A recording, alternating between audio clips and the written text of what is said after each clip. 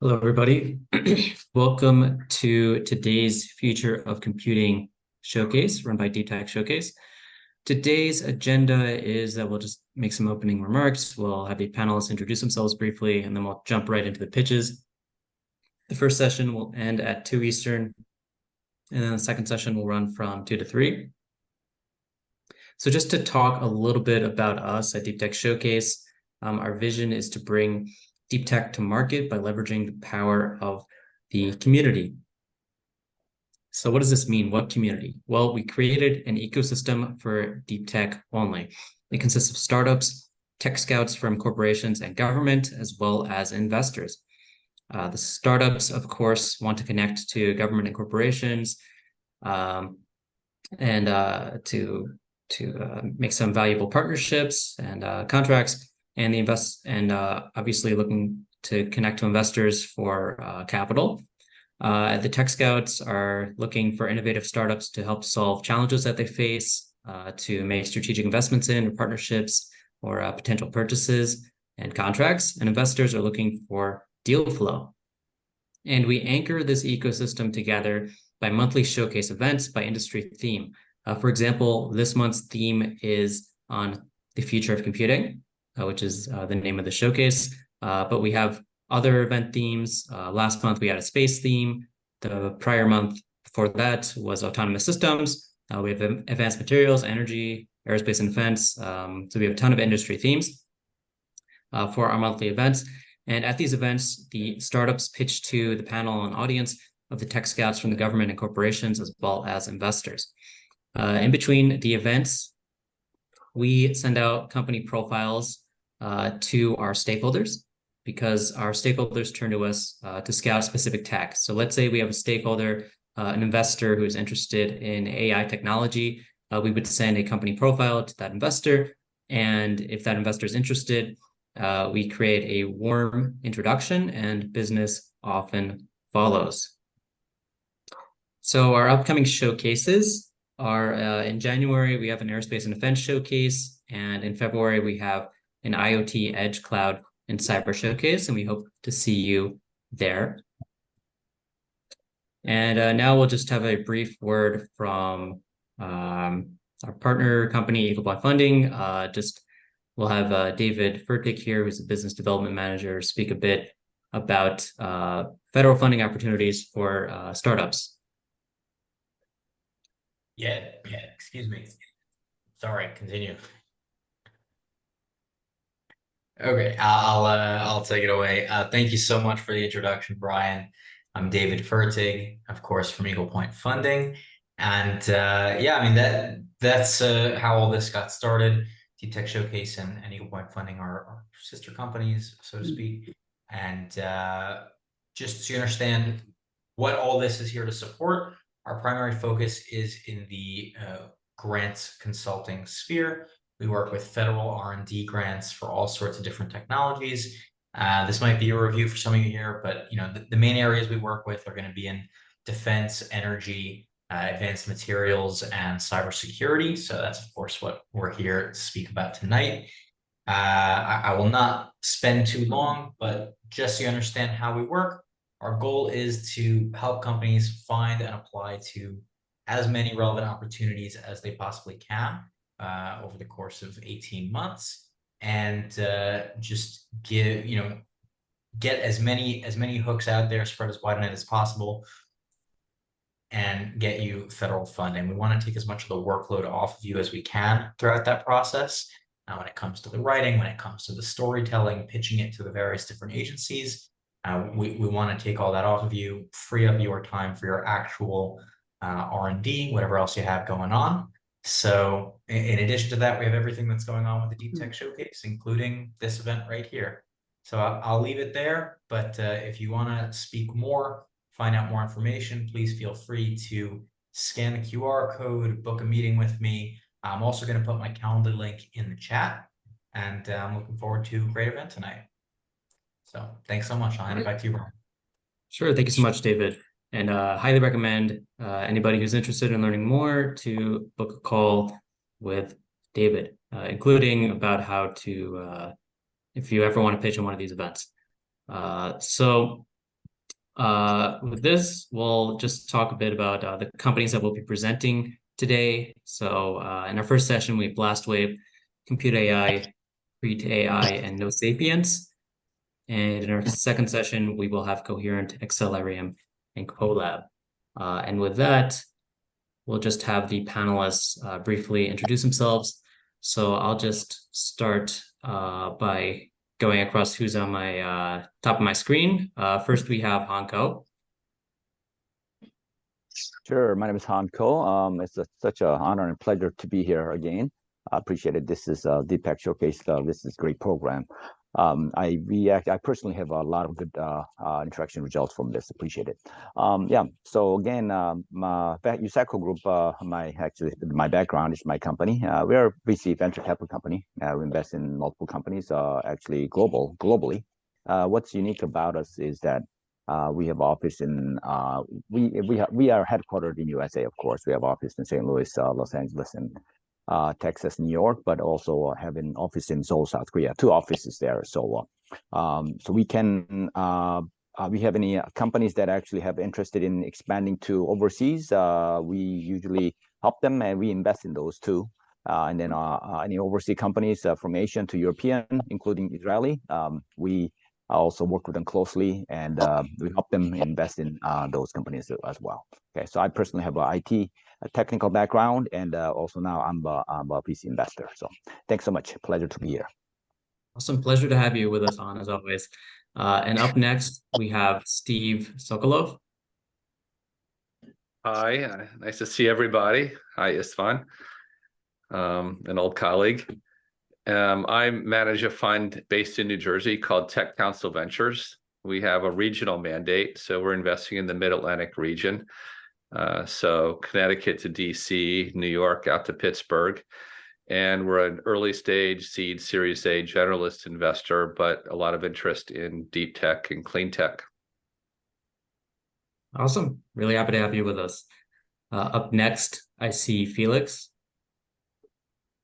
Hi everyone, my name is Felix. We are based in the Bay Area. We are founders support first, investors second.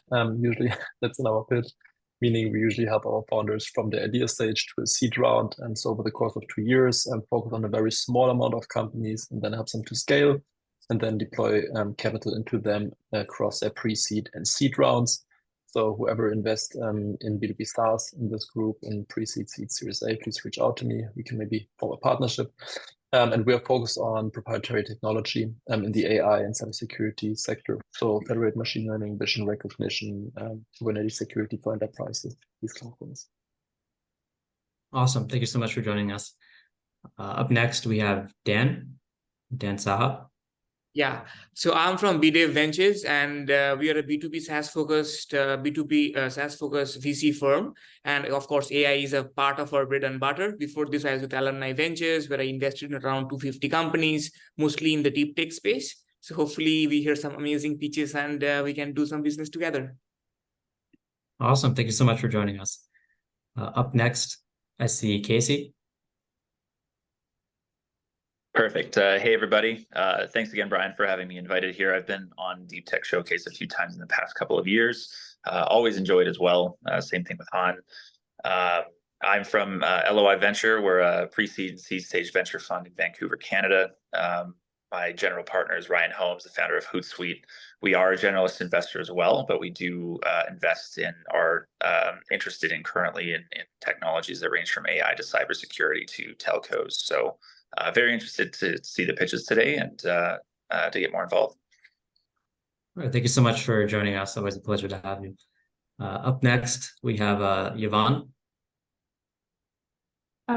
Thanks, Brian. Hi, everyone. My name is Yvonne Lutsch. I am a principal at Bosch Ventures. We are the corporate venture capital arm of the Bosch Corporation, which is a Germany-based multinational conglomerate of many different businesses. We invest like a financial VC with a very strong focus on financial return. More like a financial VC, but of course we want to see a strategic fit to the Bosch Corporation, which can be very broad, from autonomy, manufacturing, enterprise SaaS, or any any like automation, AI. There's a lot of different businesses we can touch. We invest pretty stage agnostic internationally. We have 2 offices here in US, in Silicon Valley, where I am based, and also in Boston. We write checks from 1 to 10 million. We can lead co-lead rounds. We also follow, and we are very much interested in deep tech and frontier tech, and that's why we like to attend the Deep Tech Showcase. Awesome. Thank you so much for joining us. And up next, I see Cassandra Carothers. Hey, good to see you. Sorry for being late. Couldn't figure out the link. I'm Cassandra, managing partner of Departure Capital. I focused on early stage frontier and deep tech globally. Pre-seed through Series A is my sweet spot, though technically stage agnostic, and looking across sectors that leverage science and engineering innovation for massive existential problems. So spend a lot of time in things with application to climate, things with application as well to, on Earth and off Earth. So a lot of robotics, autonomy, AI, ML, next gen compute, and quantum technologies. So excited for today. So I'm excited to have you with us today. And up next, we have Jonathan Wu. Hi, John from ITIC, the venture arm of eTree. We are located over Taiwan, and eTree is one of the most prestigious research organization in Taiwan, founded in 1970-ish, and also some notable spin-off including TSMC, UMC, and AUO. And as venture arm of eTree, we're generally interested in all kind of deep tech, including life science, semiconductor, info technology, AI. And for stages, we're interested in pre-seed all the way to Series B. Thank you. Awesome. Thank you so much for joining us. Up next, we have Istvan. Hi, my name is Istvan Janier with Sidespin Ventures. We invest in deep tech, although we're more of a generalist investor. I do happen to have a PhD in machine learning, so I do like technical differentiation, and we're investing at the pre-seed and seed stages. Good to see everyone, and hi, Steve. All right, good to see you with us. And up next, we have Carl. Thanks, Brian. Awesome to be back. I'm an associate at BDAV Ventures as well, just like Dan, located a couple miles south from him here in New York City. Like Dan mentioned, we're B2B software focused, seed, Series A, B across the US and Latin America. I'm excited for this Future of Compute panel. I used to do semiconductor strategy at McKinsey in the past, so have a pulse on what's going on here from a Silicon perspective, and yeah, looking forward to the pitches. Thanks, Brian. All right, thank you, Carl. Happy to have you with us. Up next, we have Mark.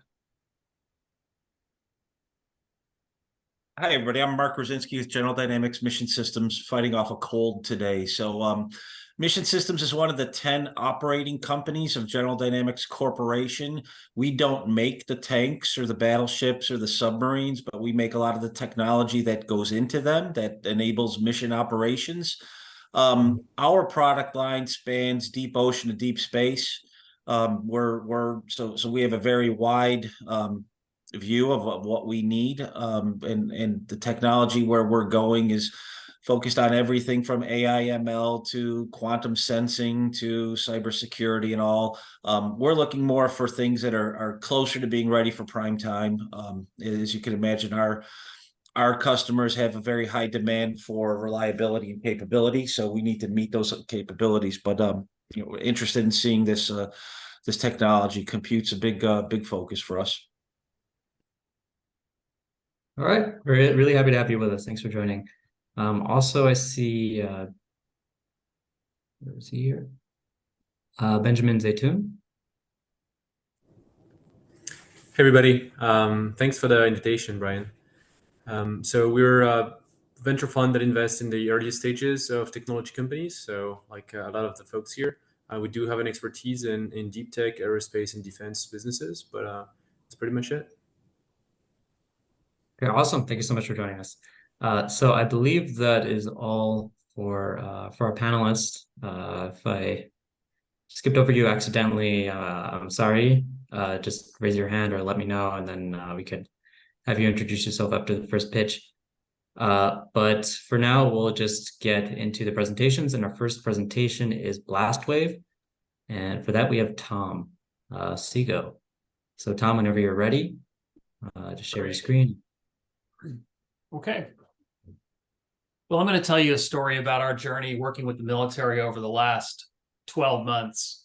It started in February of this year when we were talking about our capabilities and the way we can protect critical infrastructure. And the fact that we're the world's only peer-to-peer software-defined perimeter for OT environments. I also talked about these 3 critical capabilities that we can deliver around secure remote access, network segmentation, and network cloaking, and how powerful that is in protecting critical infrastructure. But then we took a step forward. So I was talking a lot about ourselves and what our technology could do. But then we got invited to the Pentagon to present to Randy Resnick. And we shifted our focus to talk about what we can do for the military. And is specifically how we aligned with their North Star in limiting access, east-west movement, as well as visibility. And we then presented the fact that we could deliver as a company almost half of the zero trust capabilities that the military wanted to have in place to target level by 2027, which is their goal. And we didn't stop there. We also talked about how we would then map to what's called the FAN chart, which are the 91 specific activities that are required to deliver zero trust. Now, we even took it down to the very granular level, as you can see here. But we were kind of missing the boat in a way. And, it reminds me of Bill Burr. And when he went into this sandwich shop to order a sandwich, he wanted to order a turkey on rye with lettuce, tomato, pickles, and mayonnaise. When he went up to the register, he ordered that. The guy behind the register said, okay, got it. So we got turkey on rye with lettuce, tomato, and pickles. And Bill Burr goes, and mayonnaise. And he said, the guy behind the register said, well, you can put mayonnaise on your sandwich over at the condiment center. He goes, no. You can go put mayonnaise on my sandwich. He goes, I'm on this side of the register. You're on that side of the register. I'm paying 100% of the money to get 100% of the sandwich. And it was this kind of realization that kind of brought home to the fact that we weren't delivering a complete solution. We were relying on the military to figure out over half of what needed to be done to deliver that zero trust in OT environments. So what we did is we formed what's called the OT Zero Trust Alliance that encompasses 6 different members that collectively can deliver a complete solution to zero trust. And we also have a roadmap in terms of how we will start kind of crawl, walk, run to the point where we would have a vendor agnostic marketplace that could help accelerate adoption for the various military components. And not only that, we also worked to identify a specific pilot proposal where we could demonstrate this coalition and our ability to deliver zero trust. We piloted that in Spangdahlem, Germany, at a US Air Force base there to protect a water treatment plant. And we started this, we got this approved October 30th of this year, and we will have this delivered by January 15th. So 3 years ahead of schedule, showcasing how we can deliver this in an OT environment. Now, I'm going to just step back a bit to highlight the differences between IT and OT environments, information technology and operational technology. And these are like night and day. IT is all about standardization, very few protocols, rapid refresh rates. OT refresh rates can typically be an order of magnitude longer, if ever. Sometimes things never get refreshed. And the protocols are very vendor specific. So the focus in IT is around data protection. The focus in OT is really around availability. It's about not disrupting your operation. In IT, you've got Patch Tuesday. In OT, there's no such thing. The first half of this year had 35% of the vulnerabilities or what are categorized as forever day vulnerabilities. What this means is there will never be a patch. These are vendors that no longer support something, or maybe they're out of business. And in IT, you've got very nice segmentation with firewalls. In OT, it's extremely flat networks because you don't want to impede any of the traffic going between the different devices. So these are very different environments, and we came together to put together a solution 100% for OT. So my question would be, you know, as you identify other OT use cases, we would love to be able to help you deliver that zero trust well ahead of schedule. So if you have any questions, I'd love to answer them. All right, thank you so much, Tom. So Not a typical pitch, because I didn't go through all the things, you know, about the company and the technology, but I thought it was interesting about how we've basically worked to kind of solve the problem of the customer and really make it more about the customer than about ourselves. I agree. And it looks like Mark has a question. So Mark. Yeah, shocker, the question's coming from General Dynamics, huh, Tom? Have you and your partners gone through and done any certifications with NSA through their framework, or with DISA, or with any of the government agencies that kind of mandate what the components of a zero trust architecture are? Well, we're working directly with the Zero Trust Portfolio Management Office, Randy Resnick and his team. We're not doing the certification approach that way. We're actually doing it 180 degrees. What we're doing is we're going to deliver this solution January 15th, and Randy and his team are going to have red teams from NSA and others, DISA, who are then going to essentially attack this plant, try to attack this plant, and figure out not only whether they can attack it and how they can attack it and how we protect against certain threat vectors, but also they're going to blue team it and try to look at, of those activities that they feel are critical, to what degree did we accomplish those objectives in delivering those 91 activities? Okay, so but there's still a gap between that exercise and agencies being able to use it, right? Well, I am not. I mean, this is a challenge for how to work with the government. I've actually been speaking with some folks at General Dynamics, so a couple of the CTOs there.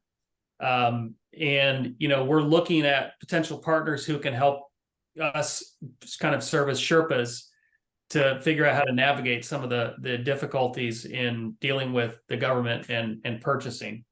But, you know, as a startup, I'm not looking for ways and things that get in the way. I'm looking for ways to get around things that get in the way.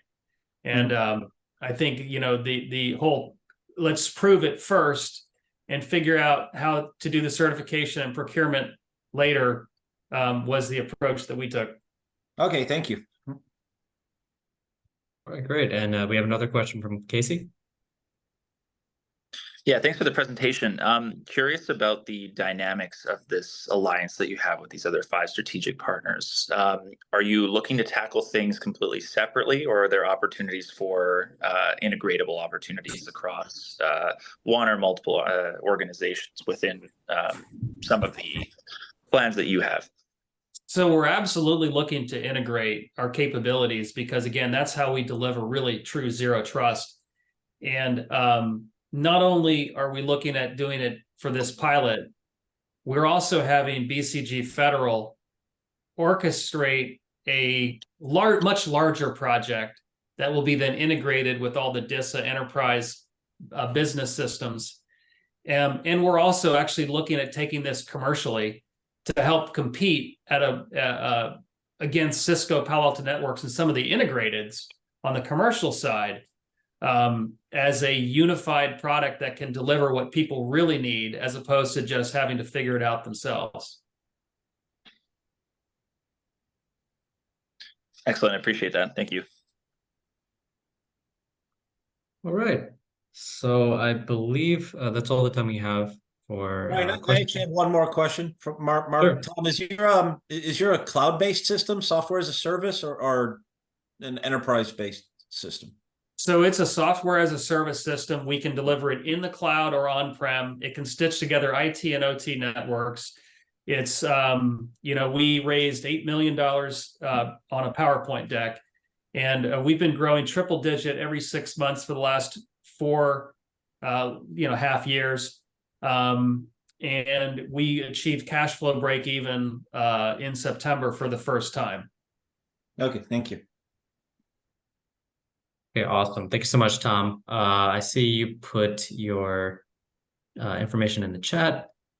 So if anybody wants to reach out to Tom, you can reach out. And I think you also might have a couple of questions in the chat as well, Tom, if you want to listen. Great. So with that, thank you so much. And we will move on to our next presentation, which is Compute AI. And we have Joel here to present.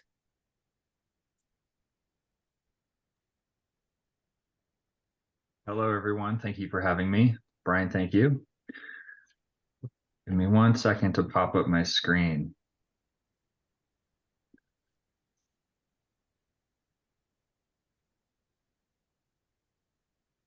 Okay, is everybody seeing my screen?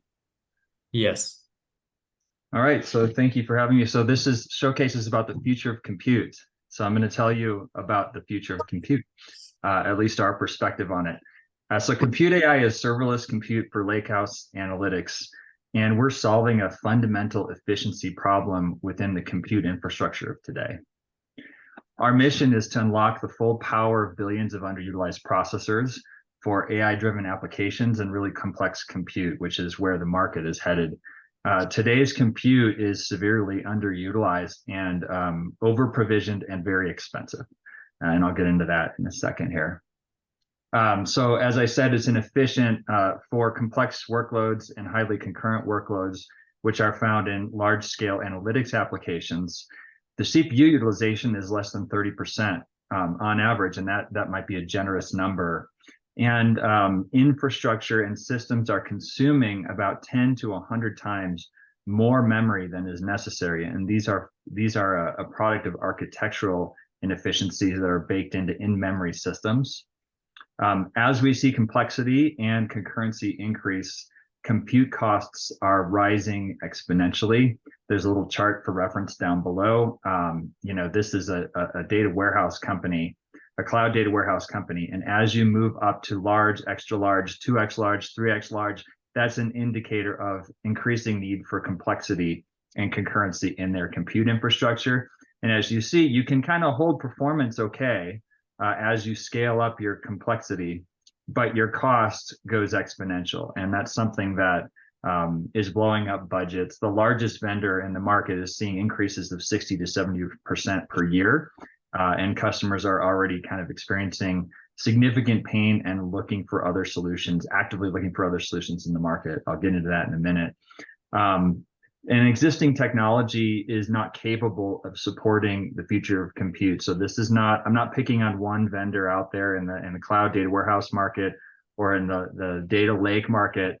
We're really pointing at an inefficiency within in-memory architectures for databases. And that's what's causing the exponential increases in cost. So the solution that we're providing is an efficient platform for complex compute. We have a linear cost profile at any scale.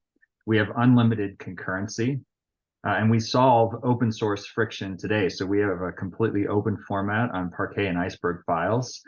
We do not require any DevOps. We are low cost and high reliability.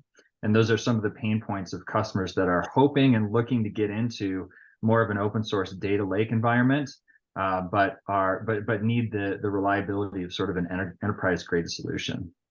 And I think probably the biggest benefit is we future-proof infrastructure to accommodate AI-driven demand. So if you look at today's pain points, it's really occurring in the large Fortune 2000 customers, those customers with big scale analytics workloads, and that's where the pain is most acute. Today's solutions have largely solved for the majority of the market needs in databases. But as we see AI kind of integrating itself into our platforms, the demand for complexity and concurrency is going through the roof, and this infrastructure that we currently have is not going to cut it. So what's under the hood? What we have done is we've leveraged AI/ML algorithms to essentially reimagine in-memory database architecture. with the goal in mind to dramatically reduce infrastructure costs and increase compute efficiency. What that means is we're able to run CPUs at 100% utilization. So we're unblocking access of memory to CPUs that is kind of blocked at the memory bus layer today. We're also able to do so with 5x less the memory footprint. And memory is the largest driver of cost within any system of record today. So by doing that, we're seeing essentially a 50x price for performance benefit. We're getting about 10x performance improvement, and we're getting 5x less infrastructure. And the benefits that we're seeing just get better over as you scale, as these systems require more and more concurrency, more and more complexity. The gap between what we're able to provide and what the market is able to provide widens. Benefits. So we're highly focused on cloud computing today. Our off-the-shelf solutions are integrating with AWS or any cloud provider, including on-prem, and that's where we're targeted because that's what our product does. And we deliver those benefits, like I mentioned before, directly to the cloud environments, directly to on-prem kind of data center environments. However, there is another application that we've proven on the edge, which delivers the same benefits. You get high performance CPU, even GPUs, on an extremely small consumption footprint. So we're really not looking at reducing costs by 5x at the edge, but we're looking at extending battery life and reducing energy consumption at the edge, which has interesting applications for some of these autonomous systems that we're talking about in military applications. So why now? Currently, pain for these large Fortune 2000 companies is big enough, even within like business intelligence applications that require concurrency, for them to actively search for alternatives. The company was started in 2021 because a large Wall Street bank reached out to the founder, Vikram Yoshi, and asked if he could build a solution to help them improve their efficiency. The second example we have here is a study in July that was done of Snowflake customers, which is the leading cloud data warehouse vendor. And these customers are growing. There's a growing number of them looking to defray their costs, and specifically the cost of compute for data prep and engineering, which is the highest complexity use case within those environments. And they're looking to go towards solutions such as EMR Spark and Databricks, which are more open source in nature and more of a lakehouse approach. That's what's happening right now. Tomorrow, as AI is integrated into these systems, it's going to generate orders of magnitude larger demand for complex compute. And I'll give you an example. So today in BI solutions like Tableau and Domo and Looker, we have machine-generated SQL coming off the back end. And that machine-generated SQL is highly complex. And the users never know that the system is generating this on the back end. It also has a high degree of concurrency because you need to have many, many users accessing those dashboards at the same time. As you start to layer in autonomous decision-making into something like a Tableau, the amount, just the sheer magnitude of machine-generated SQL grows and grows and grows. And that, by definition, consumes more and more complex compute. We also have things like no-code and low-code applications where you don't need to be able to code to develop different types of websites and all sorts of solutions that are coming into the market. And then things like autonomous semantic layer generation, which what that is essentially it's data transformations where you're knitting together a semantic layer of all the data within your data center. And when you do that, you require thousands and hundreds of thousands of joins. Think about 2 Excel files that you're putting together with VLOOKUPs. That's the way I think about it, right? That's very compute intensive. And as you're doing that to provide a data layer that you can access for your entire enterprise, you need that compute to come along with you, especially if you're using AI to combine those things together in one big semantic layer. So those are the main drivers of tomorrow's compute demand. When we look at the market, it's a pretty big opportunity. The data lake market is growing to be about $40 billion by 2028. And within that, data lake analytics is estimated to be about $25 billion. This market is growing about twice as fast as data warehouses, as we're seeing enterprises forced to migrate their compute outside of the cloud data warehouse because it's getting so expensive. Lake houses have their challenges as well. They tend to be more open source. They tend to have some reliability issues and not that easy to use. Our solution solves these problems. And then finally, with Lakehouse, you're getting into territory where you have open source formats. So the minute that you decide as an enterprise that I want a data lake or a Lakehouse solution, what you're doing is you're putting your data into open source formats such as Parquet and Iceberg that are accessible to the world, which means it opens the opportunity for companies like Compute AI to come in. We don't need to build an entirely new database management system from scratch. We can drop into existing environments and just provide this compute layer for those solutions to drive that scale and to drive that cost improvement. Product market. 30 seconds. Sorry, Ryan. It just gave a 30-second warning. 30-second warning. Okay, very quickly on product market fit. We're at the stage where we're iterating through product market fit. We solve a fundamental efficiency problem. Timing is right. Currently, we're non-disruptive, so we require no architecture changes. We're perfect for strategic and channel partnerships, which is where our focus is. We have 2 signed MOUs for product acquisition, joint development, and engagement, targeting Q1 launch. And a note on pricing. So to give you an idea, we were able to reduce costs for one customer in a case study from $55,000 to $12,000 a year on AWS and provide 10x faster improvement. The second example is Snowflake. Their average customer within the Fortune 2000 is paying $1.5 million a year. By putting our solution into the mix, that is estimated to go down to about $750,000. So we could save them about half, and our pricing is based on the value that we're delivering to these kind of customers. To date, we've raised about $3 million. We're raising an additional $1 million plus in a seed funding round right now. Our burn is $120,000. We're small. We only have 6 employees, and we have $300,000 in early revenue with our 2 signed MOUs with strategic partnerships for Q1 launch.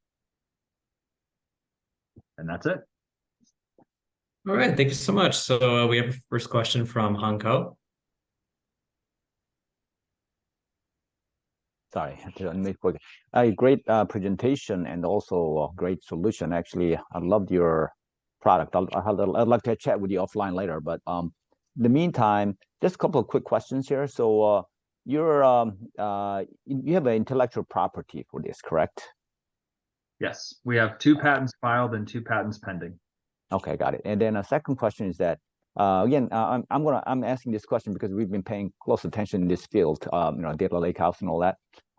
So what are the benefits that your product can bring, especially in terms of the challenges in data warehouse, data lakehouse, like broken pipelines and validation enforcement, stuff like that, or things like that. Do you have any thoughts on that? In other words, if you talk to a customer who are having the problem with these issues, right? What did you tell them? That's what I'm wondering about.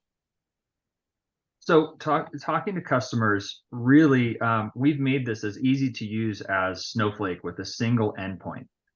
Snowflake, one of their biggest benefits is they looked at the market and they said, this is really hard stuff to use. You have to hire a team of engineers. You have to do your data engineering. You have to go through ETL processes. We're going to make it super easy. So what we've done is the same thing. We have essentially a Snowflake in the palm of your hand. And our message to customers is we can improve your price performance on your compute by an amazing amount. And all you have to do is slip us in. It literally takes me 10 minutes to upload that into any cloud and start to run queries against it. Gotcha. So your point is that make it easy to use for customers. Gotcha. Okay, great. Thank you. Mm-hmm. All right, we have another question from Casey. Great, and thank you for the presentation here. My one question would be on the open source platform that you have used. Are you what's your plan, I guess, to engage with the developer community will this result in product-led growth, maybe the network effects to get into enterprises, or is your sales cycle and approach a little bit more independent of that? And this is maybe just a factor in ensuring that you can, I guess, engage with people you're going to be using. So that's a great question, Casey. Thank you. I'm glad for the opportunity to answer it. So what we've done is we've basically taken the Spark infrastructure. Spark is everywhere, right? And we have put our own proprietary compute engine and wrapped it in a Spark wrapper. So it's, to a developer's eyes, they cannot tell the difference between us and Spark. It's that seamless and that easy to use. In terms of our strategy, we do have a product-led growth strategy, but it's not entirely open source first, because we're partnering with Databricks as we speak. And so, you know, in the past, you would have to go directly to customers, and Snowflake kind of beat down their door, and they spent $5 in customer acquisition for every $1 of revenue for years. We're not doing that. We can slip into the ecosystem and be the best friend of Snowflake customers and have an agreement with Databricks where we're having a partnership where they'll walk us into those partners. So we are making it available for free for a single node to the developer community to kind of test out and use as they like. Appreciate it. Thank you. Great. And we have our last question from Yvonne. Yeah, and thank you for the presentation. I am wondering, Casey, not Casey, sorry, Joe, whether you have like a typical customer persona, like is this rather a smaller enterprise or larger ones, because the larger ones probably have the data scientists and the engineers and they work with Databricks directly. So what's your thinking here? Our ideal customer profile is a large Fortune 2000 customer that's spending a lot on their compute infrastructure. They have already decided or are in the process of deciding to use a lakehouse infrastructure in order to defray their costs from their cloud data warehouse.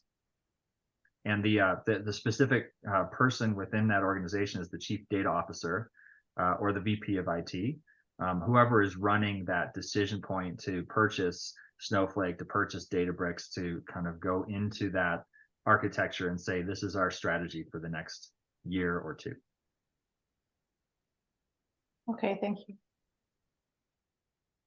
Great. So that's all the time we have right now, Joel, but thank you so much for pitching. Please leave your contact info in the chat. And also I see you have a question in the chat as well, if you'd like to address that. Sure. And with that, we will move on to our next presentation, which is Accrete AI, and we have Jason here to present. Hey everyone, I'm Jason Kirby. You should be seeing my screen right now. A little bit about our company. We've been around since 2017. We're based in New York City, and we also have offices in Alexandria, Virginia, as well as Boston. Dual use technology company, and our first licensed product with the government was a supply chain risk intelligence platform that is currently in year 2 on a 5-year production license that was completed through an OTA contract. Currently, we brought in about $37 million in bootstrap capital with about $10 million in ARR, and moving towards our Series B raise by the end of Q1, beginning of Q2. In terms of the technologies that we built for the supply chain intelligence platform, we do a lot of unstructured, high volume document processing. That's the core developmental capability of the company with automatic tagging. So understanding entities, understanding when an entity is distinct, or unifying those entities automatically. So all the documents that are pulled into, for example, the supply chain intelligence platform, are automatically tagged, enriched, and added to the corpus of information. Currently, that product has 70 million documents ingested. The fastest we've seen it read and understand documentation is 195,000 documents in one day when we introduce a new data set. I'll talk a bit about the additional data sets that we're introducing as well. We are a DoD prime defense contractor. We also do a lot of commercial work. We do commercial work in the media and entertainment industry. I'll mention that in a moment. And we also do some work with consumer-facing, a Fortune 500 consumer-facing company in terms of managing brand sentiment, as well as managing their internal data.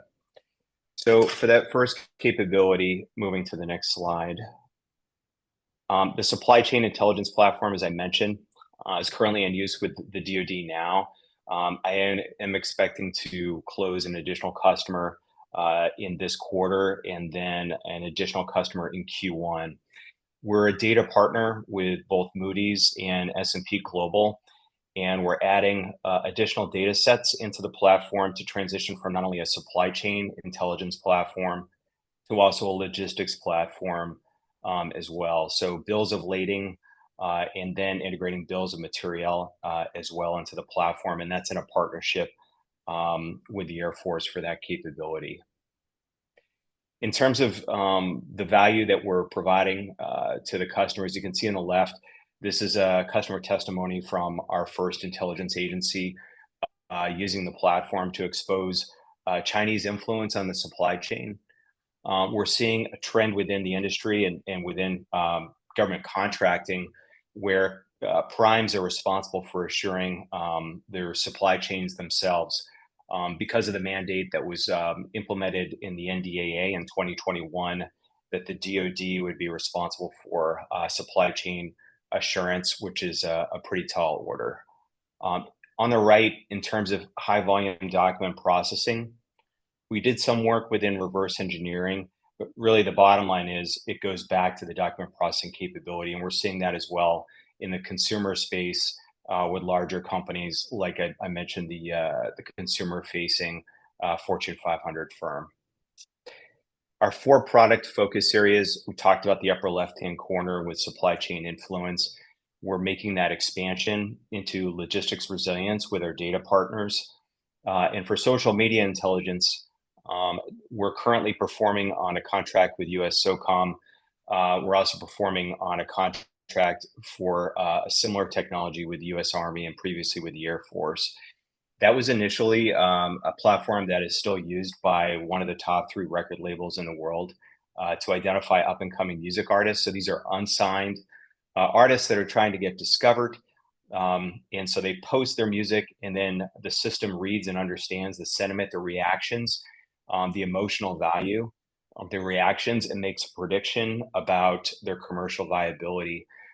They use that today to identify music artists before their competitors know they're out there, bring them in, perhaps sign them into a contract at a much lower price point than they would otherwise because their competitors are not aware that they're out there.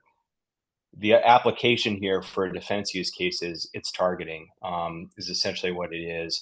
So in the contracts that we're now performing on with SOCOM, we can evaluate misinformation nodes. We can track Hamas, Israel sentiment.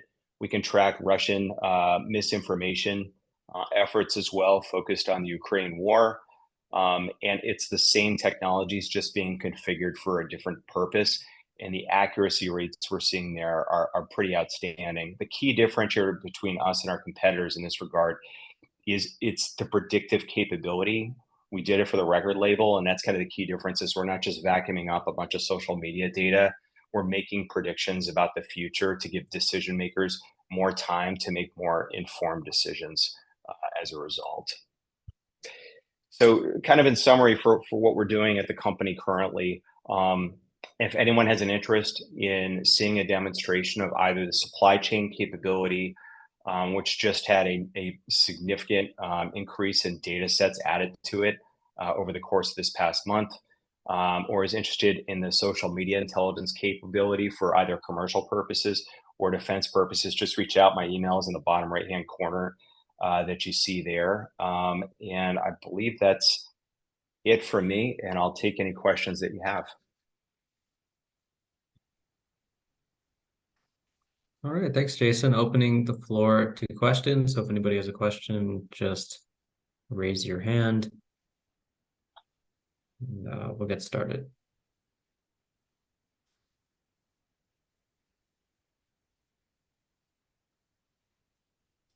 This is Han. I got a quick question here. So could you elaborate a little bit more about your possible competitors, your competition? Yeah, specifically for the social media space? Yes, yes. Sure. Yeah, in terms of the competitors that we see within the space, Blackbird AI would be an example of one, Vannevar Labs, Sprinkler as well. And what we're seeing is a lot of data collection of social media data. And then typically it's imported. So there is a delay in the information and how time sensitive it is. I'll give you an example that we've looked at is in 2012 in Libya when the U.S. Embassy was attacked. The terror organization Ansar al-Sharia was putting out negative sentiment and proposing violent acts in the days preceding the attack on the U.S. Embassy, which is helpful, and a platform that can detect that is absolutely of value, but one that can actually make a prediction that the sentiment is dropping precipitously is really a key differentiator for us. So we use a number of predictive analytics to determine virality and to determine, what kind of messaging is going to, cause a reaction with a specific people in a particular populace. The last thing I'll add is that we've integrated a ChatGPT capability into it, and it's quite different from, what you may have downloaded on, your phone. Is that it's looking at the collected data. So the system does not just collect large volumes of data; it reads everything and then pulls that into a node for analysis by an intelligence analyst.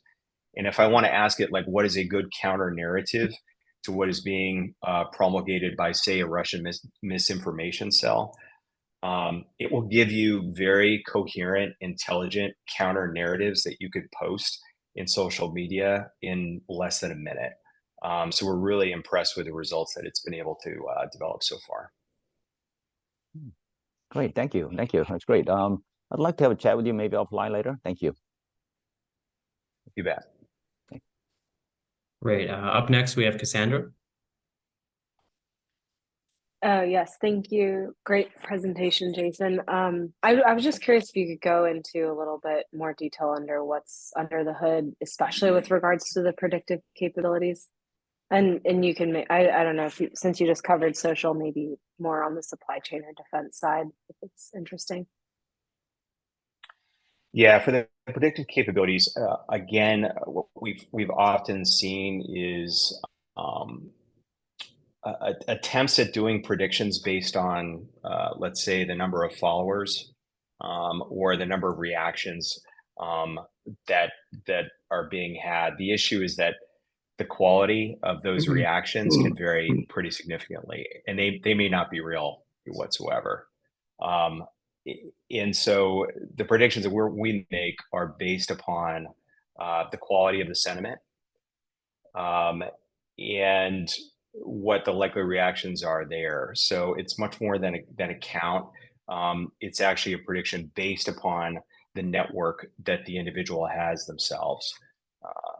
In terms of the supply chain and the analytical predictive capability there, what it's doing is identifying anomalies between entities. So a good example of this was in November of 21. There was a investigative journalist article in the Washington Post about 2 U.S. companies that had inadvertently or seemingly unknowingly licensed their hypersonics modeling software to the Institute for Aerospace in China.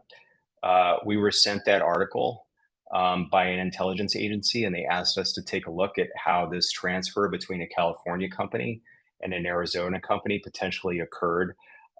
We're able to see through 6 intermediary nodes and degrees of separation that, in fact, there was a connection between these 2 companies and the Institute for Aerospace. And then we subsequently got into conversation with those journalists at the Washington Post about those results. The key that it is doing, in answer to your question, is it's looking for any kind of anomalies that it can detect around the individuals of the company, the products of the company, or the financial inner dynamics of the companies, and it can go as far as 8 degrees of separation away. Thank you. Great. And last question, Dan. Hi, great presentation. My quick question to you is, what is the vision for your organization at this point? Like, are you also thinking about possible acquisition offers that you are getting, or you're going to be building it out as large as possible? What is the vision at this point? Ultimately, it's going to be a liquidity event. So potentially with a Series B raise, Dan, that could be a pre-IPO round. But that's ultimately that's the goal of the company. Got it. Thank you. All right, great. Thank you so much, Jason. And if you want to put your your contact info in the chat as well, in case people didn't get a chance to write it down, that'd be great. And with that, we'll move on to our last presentation of this first session before going into the second session, which is No Sapiens. And with that, we have Beepin. Oh, and you're muted. Thank you. And with that, I'll just share the screen. Cool. Just make sure you can see the screen. Let's move that away. Yes, I could see it. Yep, cool. Excellent. So thank you today for this opportunity to present No Sapiens. We're a startup with novel human-led research in AI and quantum computing.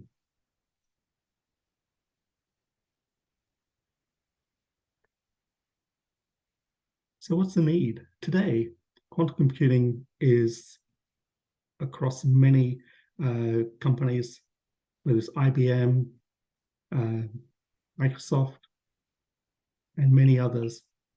They're looking to create what is called as quantum computing advantage, how to make quantum computers as good as a general purpose computer today.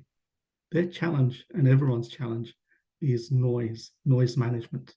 And what we're looking at in our quantum computer simulator is to address that noise and reduce it and manage it.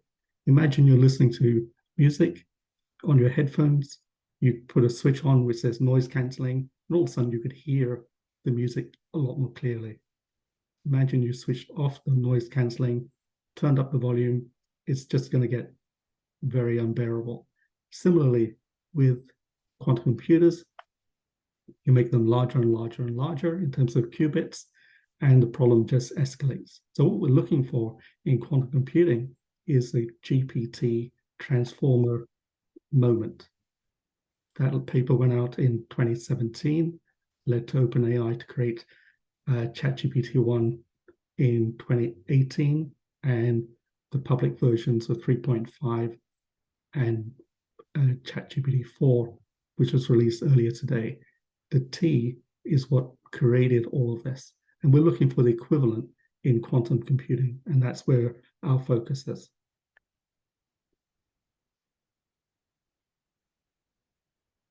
So that's our vision: create a quantum computing simulator, put the technology in there to manage the noise, to allow us to make maximum use of the qubits we have, and to calibrate it and complete the error correction. So our core technology is not only the noise calibration management, but also intuitive natural language interface.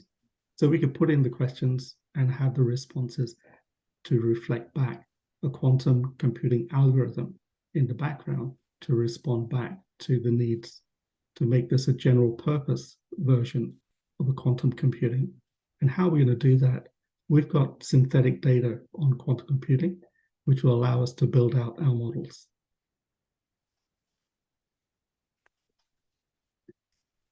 So our product is the novel quantum computing simulator.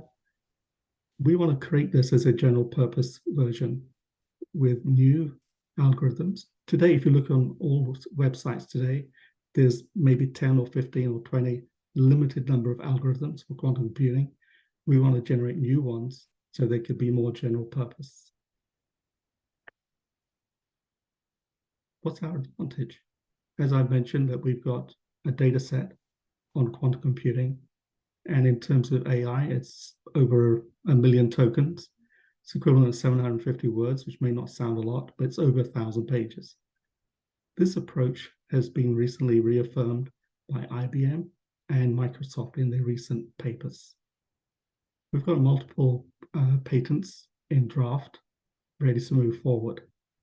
And it's a level playing field. There's no one out there with a full lead on creating a quantum advantage.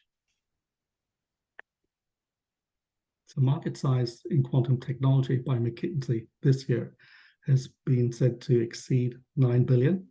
We've got markets opportunities in medical, education, security, and environment.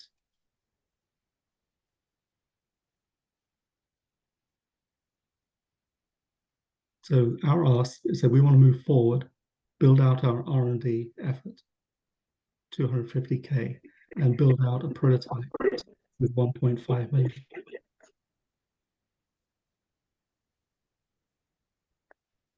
Our team is very small today, just myself as the founder, and we have Kavi Chapadia as our Chief Technology Officer. But we're looking to grow and build.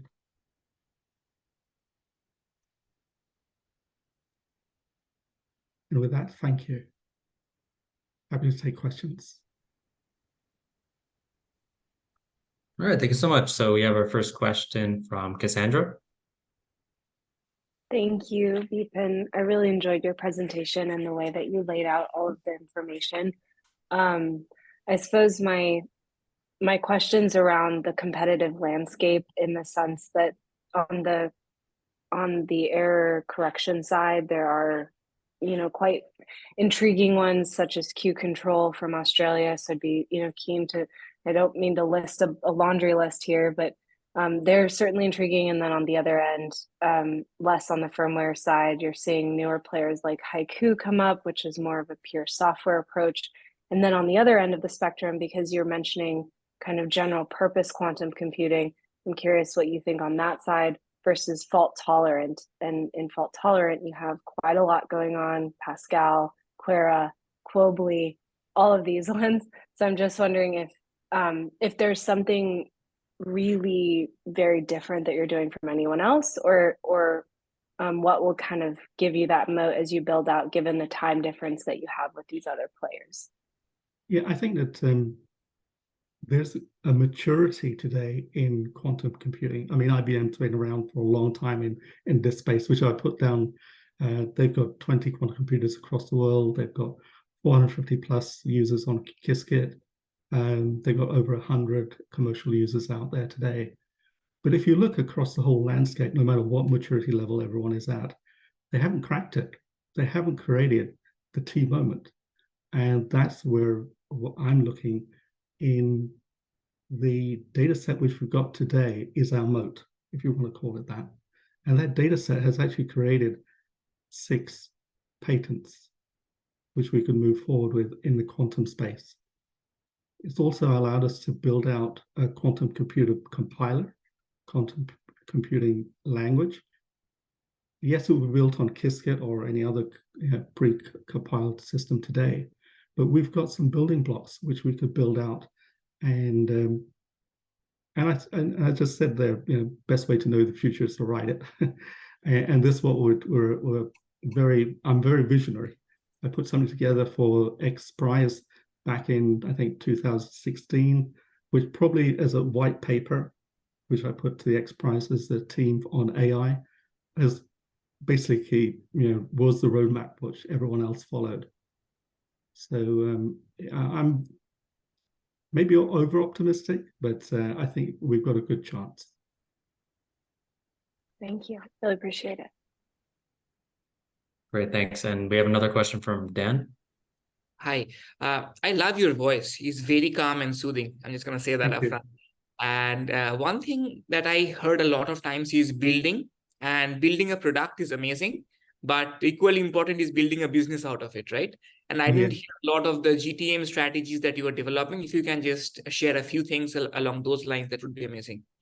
Cool. Yeah, I mean, we're looking to build out a prototype, which we can, with this year in the summer, IBM had a summer Qiskits summer school.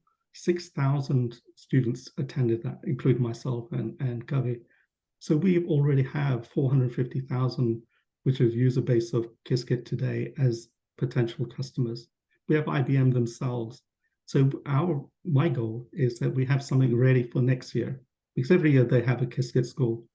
Present there. They also, with that school, have an on-site presence of potential customers and companies who could present. So we would like to put a paper there at that presentation opportunity and bring in our level of expertise, whatever it may be at that level in a year's time, and to a much, much wider audience. And those companies will be there who would hopefully partner with us and allow us to grow that business model. Thank you. All right. Thank you so much, Bipin. If you want to put your contact info in the chat so people can reach out to you after the event, feel free to do that. And that concludes our first session of the event. We're now going to move on to our second session. So I'd like to thank all of the companies who pitched in the first session, as well as all the panelists who joined us for the first.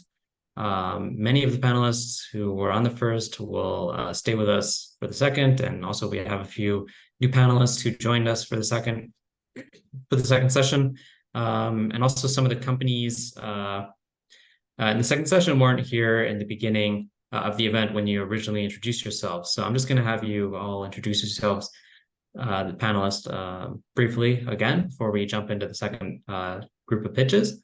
And I'll just go across the top of my screen. And first I have Dan. Hi, so I'm from BDev Ventures. We are a B2B focused VC firm. Before this, I was with Alumni Ventures, where I made a lot of deep tech investments, close to 200. And I still act as their scout. And I'm also a mentor at a few of the accelerators like Techstars, Founders Institute, Mass Challenge. Hopefully we get some amazing pitches and hoping to work with you. All right, thank you so much. Good to have you with us. Also, we have Han. Hello, my name is Han Ko. I'm a founder and CEO of USACO Group. We are a global venture capital company. What's unique about us is that we have a platform in USA. We are headquarters in USA, but we have office in all the way in Asia, South Korea, especially 2 offices, and we closely work with European and Israeli companies as well. Our interest covers a wide range from AI to blockchain, e-commerce, and all that. And our board members include unicorn founders as well. And Deep Tech always has been a great platform. I really appreciate it. And thanks so much. Bye. Well, thank you so much. Always a pleasure to have you with us. Also, I see Steve. Yes, you're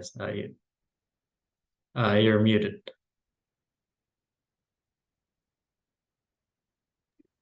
Yes, I was a panelist for the last session and was just sticking around to hear these stories in the next. But I run a venture capital fund based in New Jersey, focused on investing in the Mid-Atlantic region. I think I see Colab is in Maryland, and we like deep tech, clean tech, etc. Great, so happy to have you with us and to watch this session pitches. Up next, we have Cassandra. Yes, thank you. I'm Cassandra Carruthers, managing partner of Departure Capital, investing in early stage, frontier, and deep tech across quite a few sectors, ranging from climate through to next gen compute. Thanks for having me. Thanks for joining us. So up next, I see Tao. Investor with BMWI Ventures. We are an independent VC fund of BMW, investing in across different spaces, a lot of deep tech, climate tech, the use cases, mobility, supply chain, manufacturing. I personally looking into a lot of enterprise SaaS company, including data infrastructure, AI. We are an early stage fund, so primarily focused on Series A, B. Love to learn more and hear more about the companies presenting today. All right, thank you so much. Really happy to have you with us. And up next, we have Benjamin. Hey everybody, also was here at the last session. Venture capital firm invests at the early stages of tech companies, and we have an expertise in aerospace and defense. And that's pretty much it. Thanks. Thanks for joining us. Up next, we have Wes. Yeah, good day, everybody. Hey, Major Wes Holsinger, active duty officer here at Tinker Air Force Base. AWACS guy by trade. For those of you familiar with the AWACS airframe, that's hopefully going to be replaced by the wedge tail here in a few years. Also have a little bit of background in the TACP career field, working with the JTACs and our Post Air Support Airmen. Love that job. That was great as well. I'm also the Chief of Innovation here at the 552 ACW. That's the AWACS wing for the Air Force. So yeah, happy to be here. Second panel I've done for a deep case or deep tech case. And I really enjoyed it the first time. So looking forward to hearing all the new businesses. Thanks for having me. Thanks so much for joining us. Really happy to have you. So up next, we have Daria. Hi, Daria Bai here from Naples Technology Ventures. We invest in B2B SaaS companies, primarily in fintech, health tech, insurtech, and regtech in the seed and Series A stage. I'm really excited to be here today. Excited to have you with us. And up next, we have David Evans. Everybody, David Evans, managing partner of Centiero Ventures, based in Dallas, Texas. We are a pre-seed and seed stage firm that invests in AI-enabled B2B software. Really happy to have you with us. Thanks for joining us. And up next, we have Yvonne. Yeah, hello everyone. My name is Yvonne Lutsch. I am with Bosch Ventures. We are the corporate venture arm of the Bosch Corporation, a Germany-based multinational conglomerate of different businesses. We invest with a strategic fit, but with a financial focus in early stage startups from Series C to later stage, maybe Series C, in all kind of deep tech areas, and also climate tech. We look into supply chain, of course, mobility, industrial manufacturing is all interesting for us. I'm based in Silicon Valley, but we have offices around the world. Thank you. Great. Thank you so much for joining us. And up next, we have David Chang. Hey everybody, my name is David Chang. I lead the IoT initiative for Wesco, a Fortune 181 company in North America, and also the Chief of Intelligence for the California Army National Guard. Thank you.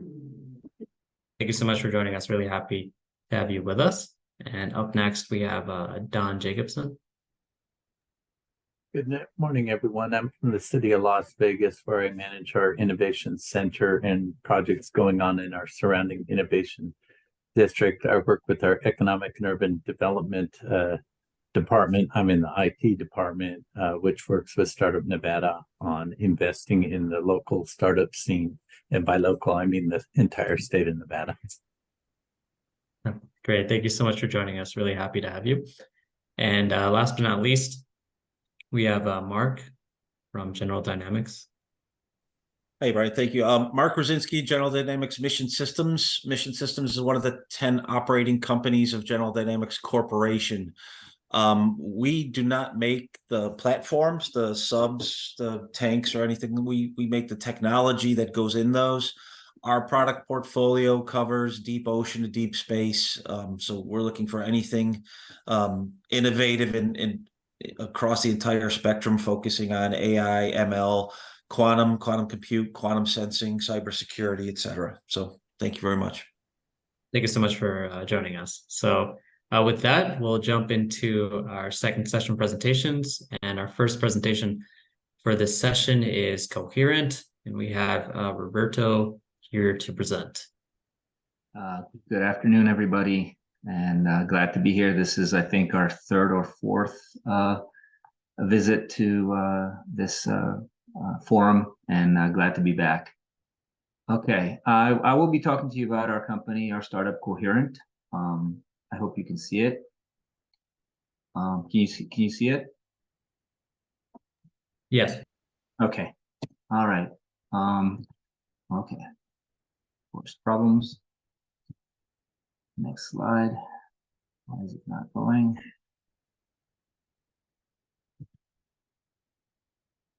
Okay. Brian, it was probably better if you guys were driving. Here we go.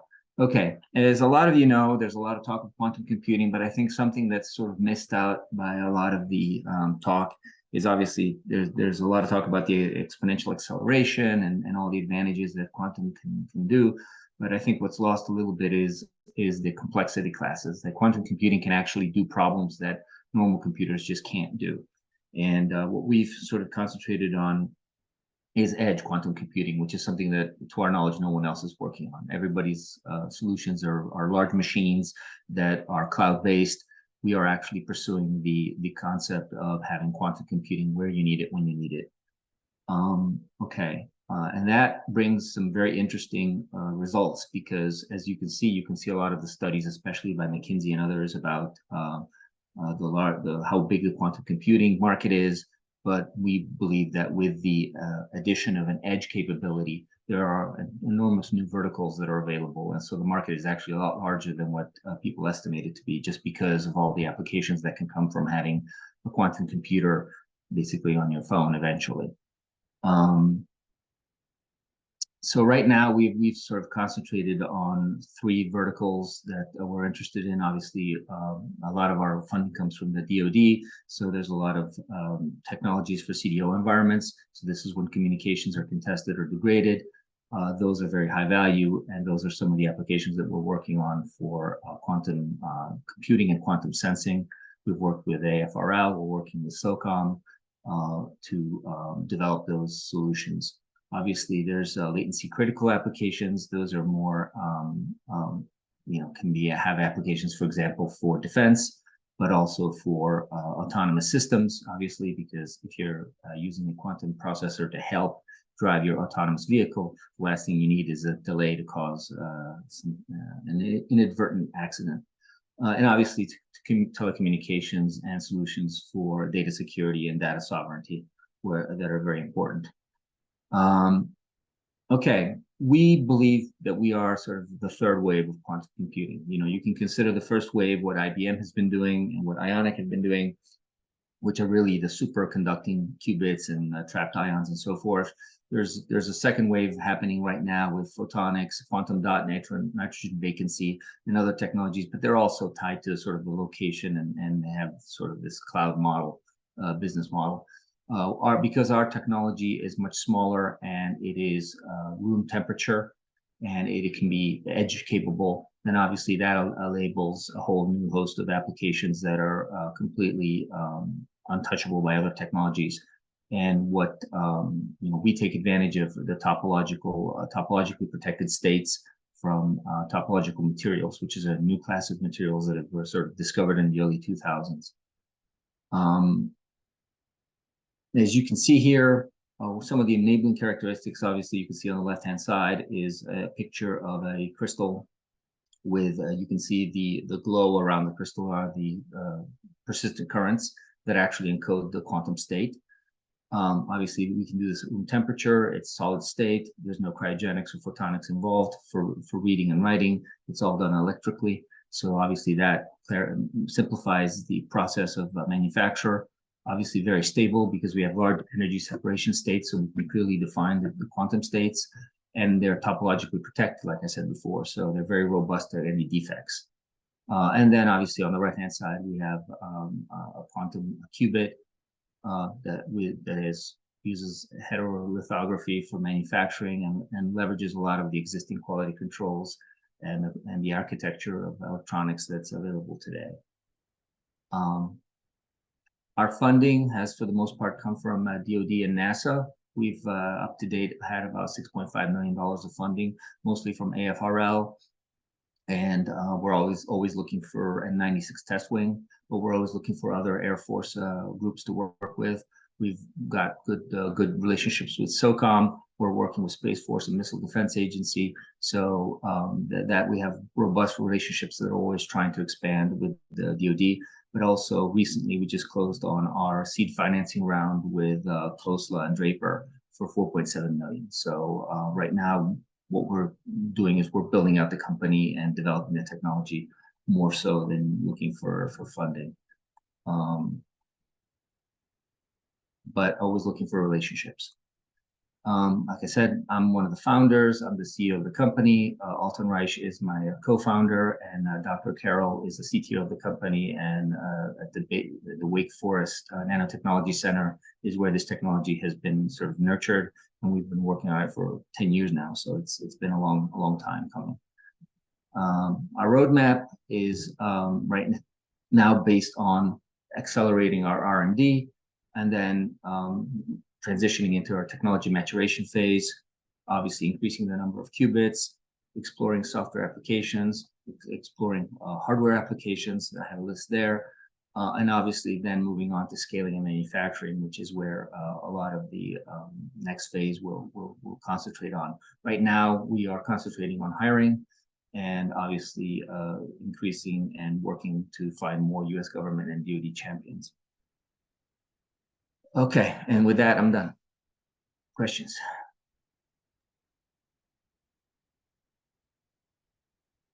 Great, thank you so much, Roberto. We'll open the floor to questions. So if anybody has a question, just raise your hand in the Zoom, and Roberto will be happy to answer them.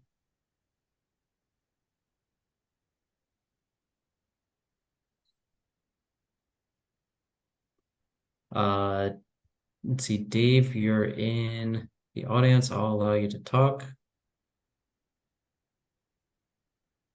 Hi, this is Dave Anderson. I'm with Mighty Capital. I just would be interested to hear if you have some sort of feel for when this technology will be in production and ready for prime time.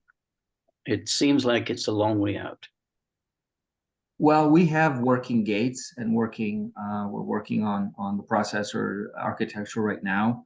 You know, your question is a little bit difficult to pin down in the sense that because we're working with topological materials and they are room temperature capable, we can look at solutions with smaller qubit counts. So it's not about building a large computer competing with, for example, what IBM is trying to do, but really trying to find applications where you can have a quantum advantage even with a smaller number of qubits. But sort of to give you a sense, I think in 36 months, we should definitely have our first applications, and they're tied to basic contracts that we have with DoD right now. Okay, thank you.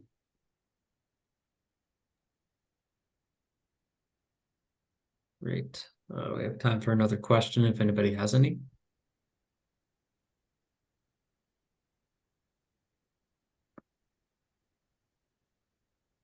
Cassandra? Thank you. Well, actually, to your point, Roberto, I was wondering, could you dig into those and what applications you imagine being, you know, the forerunners in terms of meeting customer pain points, and as you perhaps look to go dual use beyond primary defense customers down the road, what your commercial targets might be? Sure. So applications would be, for example, quantum key distribution or quantum communications or quantum security. A lot of these companies are developing the technologies, but they still need a quantum processor to run that technology and to be at the core of it. And a lot of them are sort of counting on having basically an uplink to a cloud-based computer to do the back end. And what we're offering is the possibility to have a purpose-built quantum processor that they can integrate into their hardware, and so they can make that sort of sovereign from a network. And also we're looking at solutions for decision engines. So for example, for drones, when you start getting into trying to coordinate large drones and giving them the ability to operate more rapidly and not have problems with latency, again, having a small qubit count processor on board can enable that system to operate, because otherwise, you know, it just wouldn't be possible having an uplink through a satellite network in order to access a quantum processor.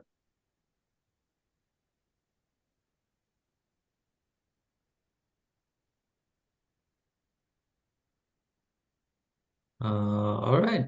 So I believe that's actually all the time we have for now, Roberto, but thank you so much. You have some questions and comments in the chat that you should address, and also just be sure when you're answering them to change in the chat from host to panelist to everybody, because some of them are from the audience.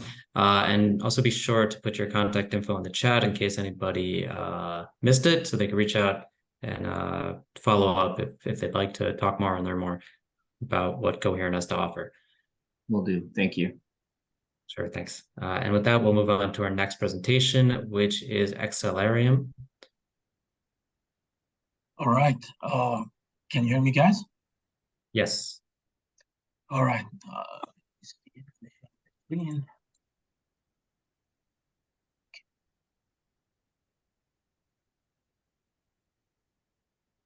All right. Thank you for the opportunity.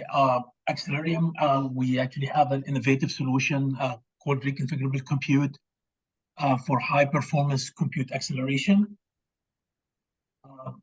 We look at the trends in autonomous systems. From that perspective, we see people are moving more toward, from distributed architecture to centralized architecture. If you take a look at the autonomous driving, for example, as a proxy, and in drones would be the same. You are actually moving toward higher performance, lower power, and you need low latency to be able to act really quickly from a safety perspective. If you take a look at the compute requirements, it depends on the level of the autonomy. You're actually going from 100 teraops to 1,000 to 10,000 of teraops. On the other hand, one of the challenges is that when you talk about the workloads that needs to be done, autonomous systems, you need to do signal processing, you need to do AI machine learning with models that they keep changing, today CNNs to more transformers. You need to run multi-workloads, you need to do camera processing, you need to do computer vision, sensor fusion, and what have you. And we see that there is a challenge now in going into lower technology nodes and being able to achieve this high performance compute needs. And you see that there are challenges there from being able to handle cost and to be able to handle power and what have you. And we see now the industry moving towards chiplets and system of a chip rather than these large chips. That's actually provide quite a bit of improvement and enhancements. First, depends on the technology. Some of these workloads or some of these IOs don't really need to be in the latest and greatest technology node. That saves time, money, and cost. Also, when you actually do and produce large chips, there are quite a bit of an issue from a yield perspective, so they end up, improving cost. And from time to market, from that perspective, every time you need to change the chip, you have to change every product and every component of this chip is going to cost you, quite a bit from a time from that perspective. This also provides scalability as well as flexibility and enable people to pick and choose the functionality that they need, from the best company that provide that kind of functionality. We see quite a bit of a trend of many of the OEMs want to be actually vertically integrated, and even on the basically autonomous and on the automotive module manufacturer, they also would like to be vertically integrated from that perspective. And the biggest example of a vertically integrated car manufacturer is Tesla. They want to be able to differentiate, from their solutions. So when you actually really take a look at the conventional approaches for, autonomous platform and high performance compute platform, as I indicated, there's quite a bit of varieties of the workloads, and so the architecture tends to be heterogeneous. You have very vendor-specific architecture, which provide a challenge for module manufacturers or for car manufacturers, because if you want to change anything, then you're locked to that vendor. There is no code portability, very limited scalability, and also limited shelf life, because every time you want to change something, you have to change the whole SoC, and these are ASIC mainly and hardwired. So if you need to upgrade anything in general, that requires you to go to a new chip, which usually takes 5 to 7 years from the time you design the chip to the time that chip is on the marketplace. On the other hand, with the chiplet approach, and Accelerium provide basically a compute accelerator that handles diverse workloads. From that perspective, that will enable the capabilities to be able to save a significant amount of power. It will be able to provide scalable and fault tolerant and enable flexible upgrade. If you take a look at that, rather than building a system which consists of hardwired ASIC for different functionality, Accelerium believes that there is a way for us, based on our innovation, to provide you basically a software-defined accelerator that enables the acceleration of AI, machine learning, video encoder, decoder, and ISP and radar compute from that perspective. That enables also scalability, that also enable load balancing. And again, I mean, that enables the ability to add more features as well as move into the next generation quickly. Also, our solution is a RISC-V based, which is portable and open, so it will provide full flexibility to our customers. It's the only unified architecture that enables multi and diverse workload. As of today, you will have basically accelerators either for AI machine learning, accelerators for video encoder, decoder, accelerators for ISP, and that's created a dilemma from that perspective. How we'll be able to provide that full flexibility with the performance of a hardware accelerator with the full flexibility and the ability to actually accelerate a whole workload rather than just a portion of that workload. We actually have an innovative patented basically solution which is based on dynamically reconfiguration of the microarchitecture, both at the microarchitecture level as well as the data flow level, where we actually have basically dynamically re-changed the architecture from streaming to systolic to vector. For example, for AI machine learning, basically workloads, systolic is known to be a great basically microarchitecture to give you the best performance out there.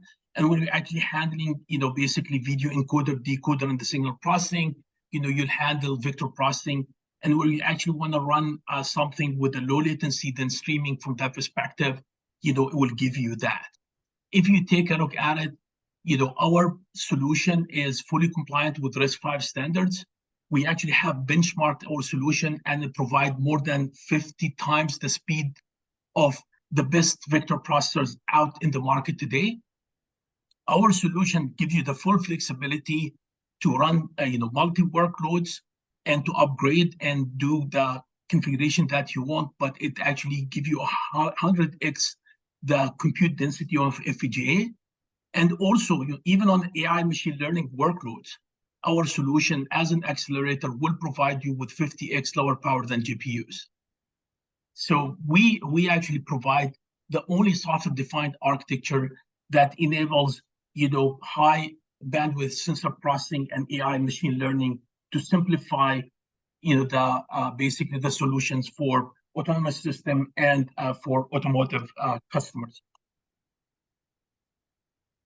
Benchmark our solution basically against with two different workloads, one on the matrix multiplication, which is a proxy of an AI machine learning, and we have more benchmark where actually again we provide more than 50x improvement over existing solution. And the one other workload and benchmark that we had done is do signal processing, which is an FFT. We'll also have more than 50x improvement in performance from that perspective. When you compare our solution to competitive landscape from that perspective, we are the only one that we actually have a reconfigurable compute. We actually benchmark, we have more than 10x higher single core performance than the best in the market as of today. We're open ISA, which basically enable the access to rich software ecosystem, utilize, all the software that's available today, and access to a tremendous amount of basically talent, as well as use, off-the-shelf tools. From a scalability perspective, we actually have it scalable that can scale from one TOPS to thousands of TOPS.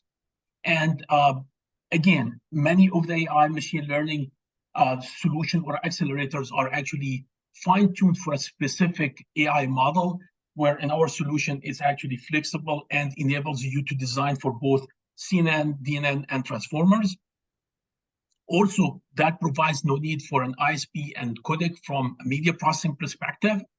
And we have the ability to process, basically radars, as well as do the sensor fusion. From a fault-tolerant perspective, since we're actually homogeneous multi-core workload, we actually implementing basically fault-tolerant, dual lock steps and basically island isolation, as well as other basically fault-tolerant features that are needed for automotive and space compute. There are significant number of target application. Automotive is one of the main target market segments, but it's the same also in the industrial side of the equation on robots and RF sensing and AI machine learning, as well as on edge data centers. From our perspective, our solution can process in a significant way and in efficient way 5G wireless workloads, video transcoding, AI and machine learning at the edge. And aerospace and defense, we have been getting lots of traction with aerospace and defense, for a multi-standard cognitive radio, fully adaptive radar, and compute accelerator.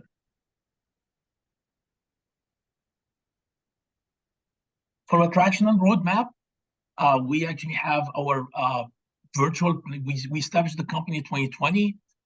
We started our core processor APU100 development start in 2021, and we built basically a cycle-based simulator for our chip that enables our customers to actually write code and benchmark their solution on our platform. We also have delivered an FPGA prototype to our customers where they actually can write code and benchmark. We signed our first customers also in 2022. In 2023, we actually have released basically our APU100 IP. We actually got awarded a direct to phase 2 with a Space Development Agency award. And we actually been awarded also a NASA award for space compute. And we have signed our second customer. In 2024, our plan is to tape out our XLR 1000 and start doing system demos, as well as basically latch into an SDA phase 3. We are also planning for a Series A in Q3 2024. As of today, we have $7 million in POs today with a strong customer pipeline. The team, the founder, Raheel Khan, he has basically been in the industry over more than 25 years. He actually ran, the modem and the software-defined modem at Qualcomm, all the different generation of modem, as well as the edge compute. And he also moved into Intel to lead their 5G development from that perspective. He also, basically was, at Broadcom pre-IPO. Myself, Nasser, I was a senior VP GM at the publicly traded company where we actually were delivering software-defined wireless-based structure, base stations. And also at Intel was a VP GM for basically small cell and edge compute. We have more than 35 engineers. We have a great talent. And, us as a team, we have delivered many SoCs and high volume SoCs in the past. We're a Silicon Catalyst company, and we have a great group of advisors. On our asks, we are looking for a $5 billion bridge financing to de-risk execution. We're also looking for strategic corporate partnerships for chiplets and production silicon. We already have 2 partnerships. We are looking for more. And we're also looking for licensing of our core technology into the market. Again, as indicated, we actually benchmark. We have the highest performance. RISC-V, it's again, it's almost 100x, better performance than any existing solution as of today. With that, I'll open the discussion for questions. All right, great, thanks. Looks like we have a question from Han. Yes, actually, great presentation. Very interesting product there. So, how is your product already completed right now? It's in use, or I know you mentioned that you have a $7 million PO in line. Yes. That's question one. And number two, could you tell us a little bit more about your intellectual property protection? Sure. So to answer your first question, we have a product which is our IP, and we have a customers for multi-million dollars for licensing that IP. And we're actually about to tape out the prototype chip in February of this year in TSMC 12 FFC. But we also have an FPGA prototype that our customers are using, in preparation for them when our chips comes back. That's on the status of the technology from that perspective. And again, I mentioned we have a cycle-based simulator that our customers writing code and benchmarking, their solution that represent our silicon. And that's what people call shift left in the technology from that perspective. As well, when you talk about our intellectual property, we actually have multiple patents that's been filed, and we have a few of them are actually in the pipeline, as well as some of this, as you probably could appreciate. These are trade secrets, basically technology. Right. Okay, gotcha. All right, thank you. Are you going to CES by any chance? Yes. Oh, okay. Hopefully, I could catch up over there in January. Sounds good. You can, let me see. I'll put my. We'll connect. Yeah, we'll connect. Okay, thank you. Appreciate it. I'll put my email in the chat. Thank you. Sure. Right, great. We also have a question from Yvonne. Yeah, thank you. Hi, Nasser. Good to see you again. Yes, same here. Thank you. We talked a little while ago. I'm wondering, and maybe I missed it during your pitch, do you use any particular technology for your chiplet, or are you building on the TSMC technology for the interposer? So all the intellectual property of our solution, it's Accelerium technology, and we're using standard CMOS technology, and our first chip will be, TSMC 12 FFC.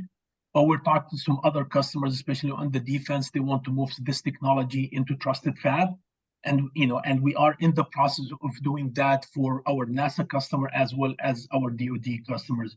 But there's nothing prevent our technology from going into 5. Actually, we are actually working and done, with TSMC on a 5 nanometer perspective, and its digital design can map into any technology node from that perspective. Okay, thank you. You're welcome. Great, and we'll have our last question from Wes.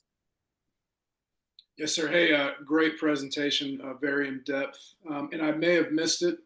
You mentioned that SBI are with NASA, and you mentioned some other DoD partners. Sure. I'm assuming you're working with Space Force as well.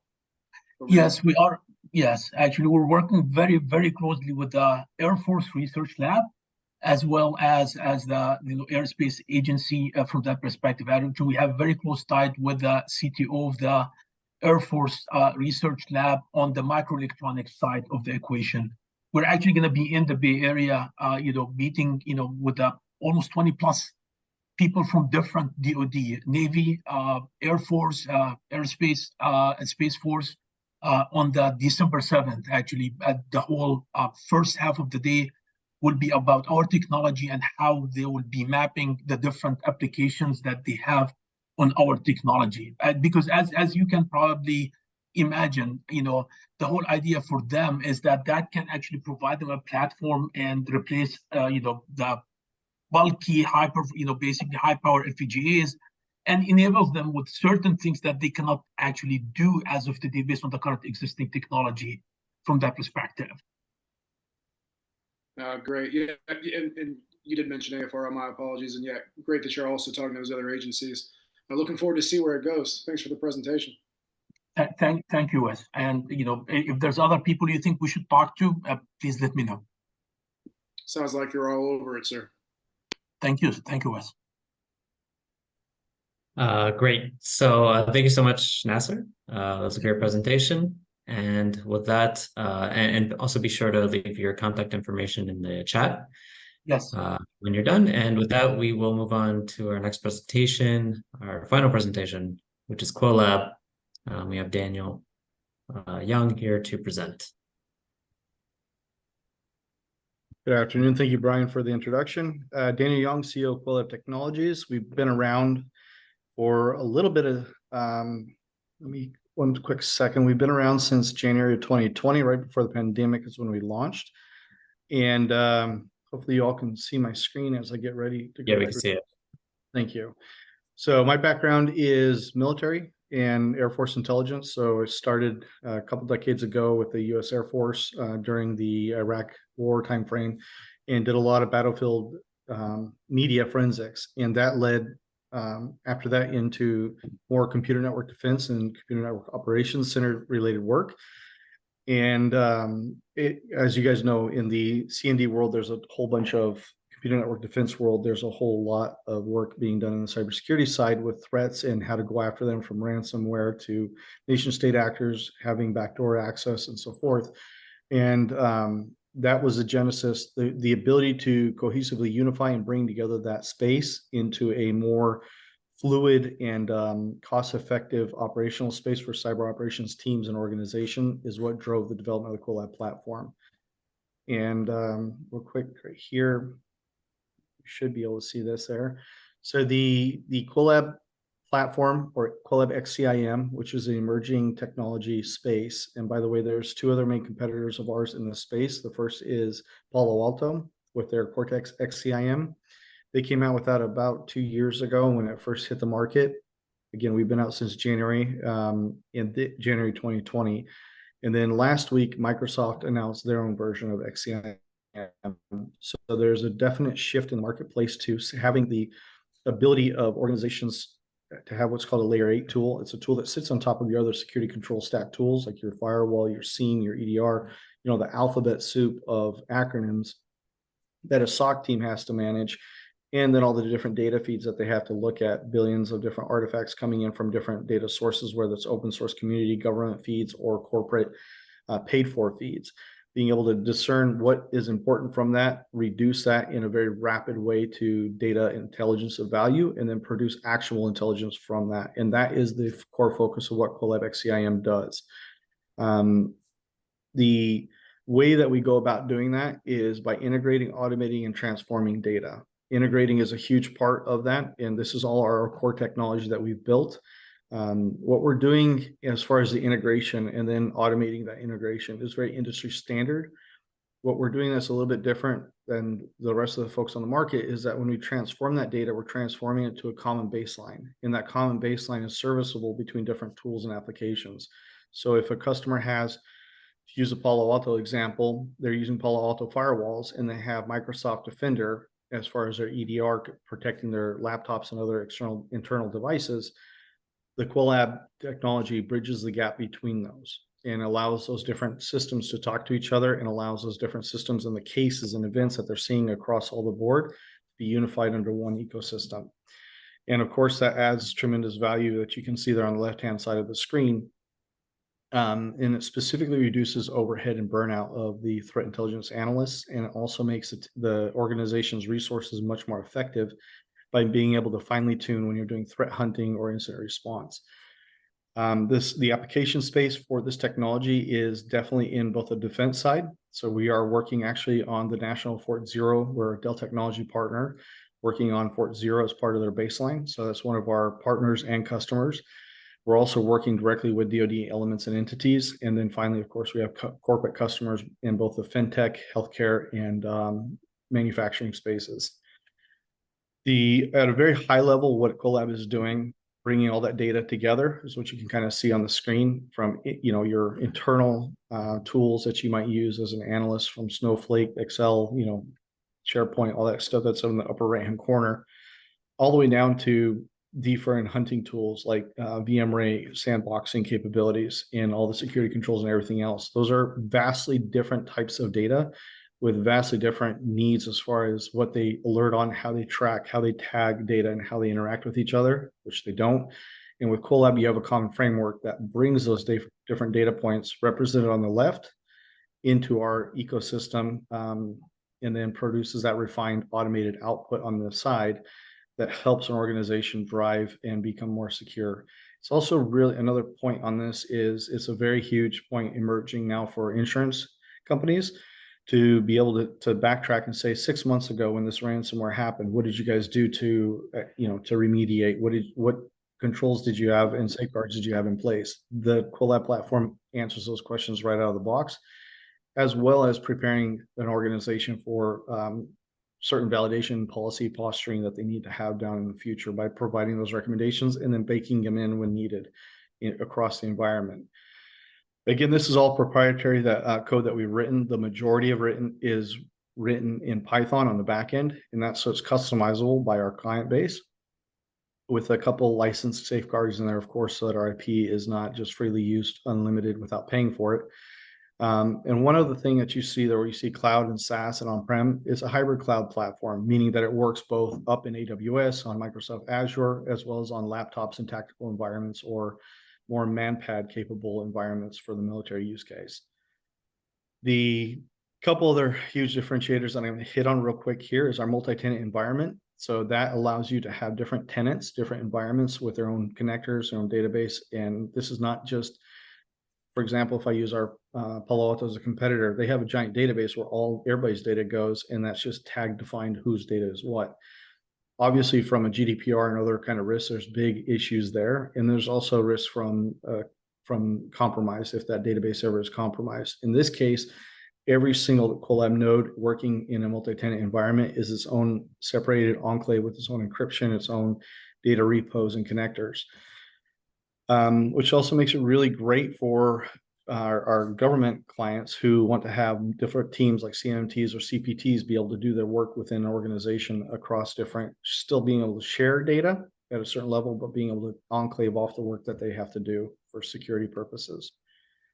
Another thing that we offer that none of our competitors have is automated finalized published reports. So you can take highly technical information like you see on the left-hand side, like a kill chain analytic, click of a button based off of your company portfolio or your company defined templates, get a standardized report that looks the same every single time.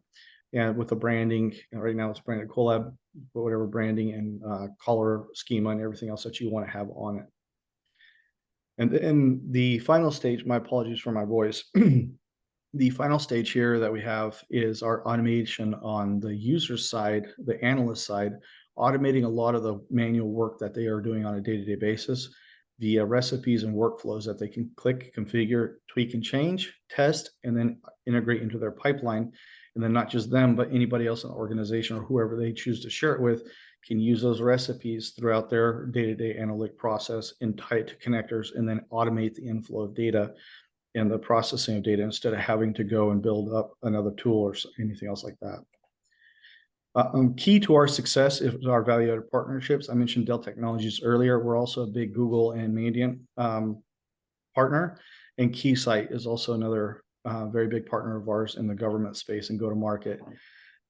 We have a very source and data agnostic mentality at Colab, meaning that unlike our competitors like now Microsoft and others, we are not tied to, you have to have this firewall, this SIEM, this EDR, this technology. It doesn't really matter. We integrate with all of them. We can connect to them, and we will unify that data stack to the customer's need, not to the tool or the vendor's need.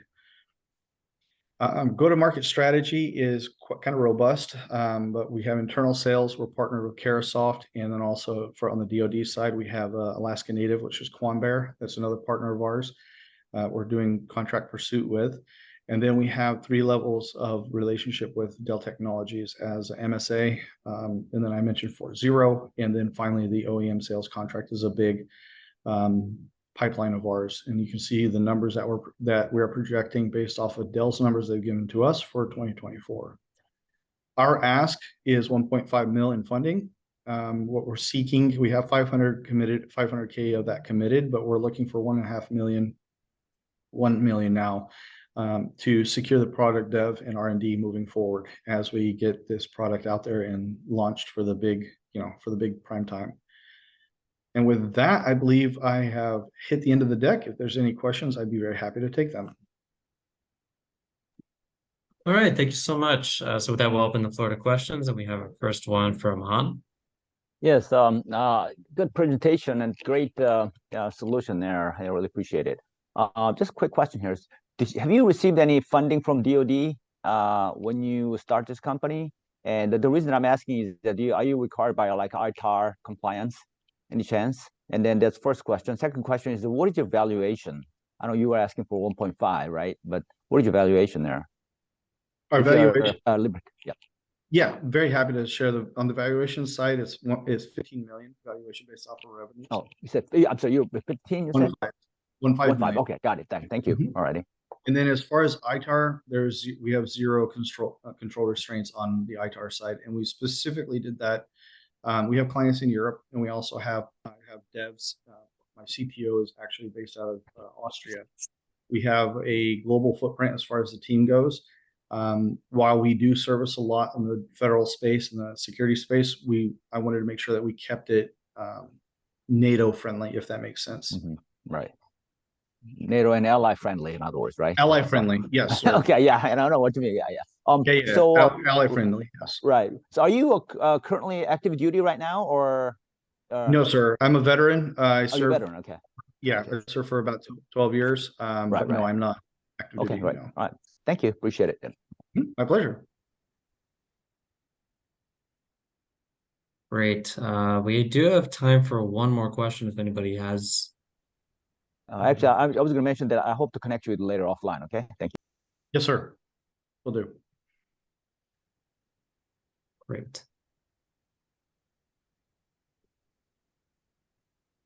If nobody has a question, Dan, if you want to put. Oh, Yes. sorry. What? Sorry, Brian. You do have another question from Thao.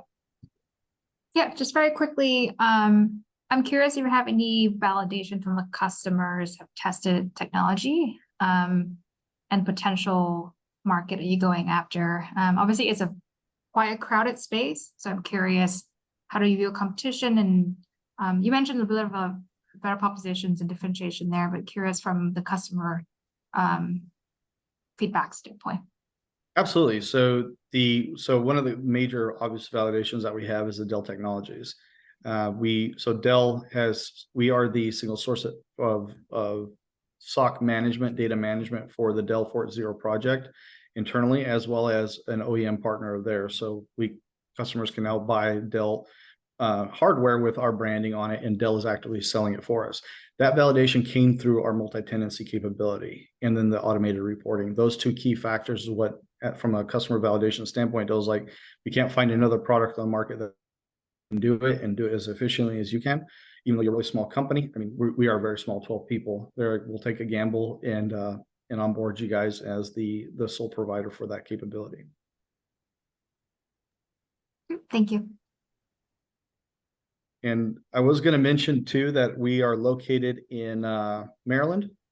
So I know Steve was mentioning that he was interested in Mid-Atlantic companies. So Steve, if you want to have a conversation offline with us, I'd be very happy to talk to you as well. So thank you, Brian, for the opportunity, and thank you all for paying attention here. All right, thank you so much, Dan. If you want to put your contact info on the chat, feel free to do that. The short time we have left for this webinar. So that's it for today's showcase. I'd like to thank everybody, first and foremost, the companies for pitching your amazing technologies and giving great presentations. And of course, I'd love to thank the panelists, all of you who joined for all the sessions, either both sessions or the first session or second session. Thank you so much for joining. I will be sending out follow-ups either later this week or early next week, and it will include the recording for this. So if you'd like to review, or if you didn't catch certain parts of it, you can check it out. And that's it for today's event. And we're ending right on time, actually, which is almost unprecedented. So right on the dot. So really, really happy with how this turned out. I thought it was a great event. Yeah, I'll be following up and connecting people who want to be connected also. And if anybody wants to connect with any companies, also please reach out to me, and I will be happy to connect you. So thank you again, everybody, and have a good rest of your day. Thank you. Thank you, Ryan. Thanks, everyone. Yeah. Bye-bye. Thank you. Bye, everyone.